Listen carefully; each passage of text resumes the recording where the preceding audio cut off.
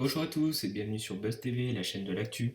Aujourd'hui, nous allons revenir sur l'incroyable talent avec Matteo Turbelin, qualifié pour la finale, avec son interview. Et j'ai été résigné à l'idée d'être éliminé. L'aventure de la France en incroyable talent continue pour Matteo Turbelin et son Diabolo.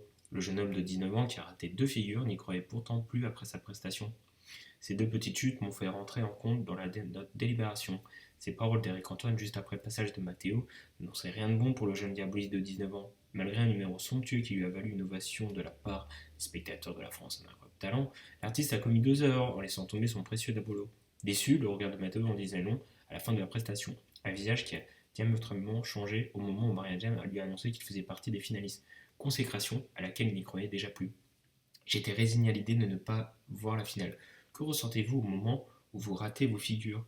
J'étais déstabilisé par le fait que mon diabolo tombe dès le départ. J'ai dû faire de l'improvisation, au moins pendant 40 secondes. Après, forcément, je suis déçu. Je me suis entraîné pendant des semaines pour une chorégraphie qui s'est faite qu'à moitié. Mais bon, c'était entièrement de ma faute.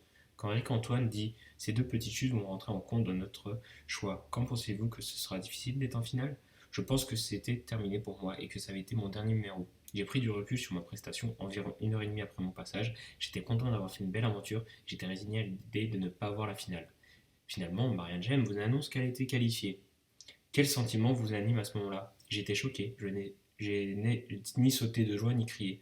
Je ne m'attendais absolument pas. Quand le jury est face à nous pour donner son choix, je suis presque sûr de mon sort. Au final, j'étais estomaqué.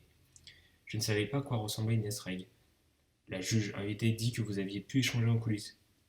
Qu'est-ce qu'elle vous a dit? Pour dire la vérité, elle est venue dans les coulisses, je ne savais pas qui c'était. Je ne savais pas à quoi elle ressemblait, je pensais que c'était quelqu'un du staff. Elle commence à parler, elle me dit qu'elle me suit depuis les auditions et qu'elle attend beaucoup de moi. Je la remercie, mais je ne sais toujours pas qui elle est. Avec quelqu'un du staff qui me dit la chance que tu as vue t'as dit Inès. En plus, les caméras nous ont finalement donc l'âge, donc je comprends que c'est la cinquième membre du jury. Karine Machin semble particulièrement bienveillante avec vous. Vous a-t-elle donné des conseils supplémentaires avec votre prestation? Non, je ne pense pas que ce soit son rôle. Mais elle est très gentille, Karine. Elle me rassure, elle m'encourage et me félicite. C'est une personne remplie d'humour, nous rigolons bien. Du temps s'est écoulé entre votre audition et votre deuxième passage. Qu'est-ce qui a changé dans votre vie? J'ai fait une césure dans mes études d'art appliquées pour préparer l'émission et m'entraîner. Et puis dans la rue, on me reconnaît, on me demande même des photos. C'est plutôt sympathique. Depuis l'émission, c'est plus facile pour moi d'être reconnu. Avez-vous des projets à venir en lien avec votre art du diabolo? J'aimerais créer mon propre spectacle, mais aussi prendre de l'expérience en faisant des scènes et en faisant des numéros plus longs. J'ai surtout envie de créer d'aller de nouvelles choses. Je veux m'entraîner à la danse du bal, à l'arien, à la jonglerie, des projets dans ma tête que je ne pourrais m'y consacrer plus de temps et d'argent.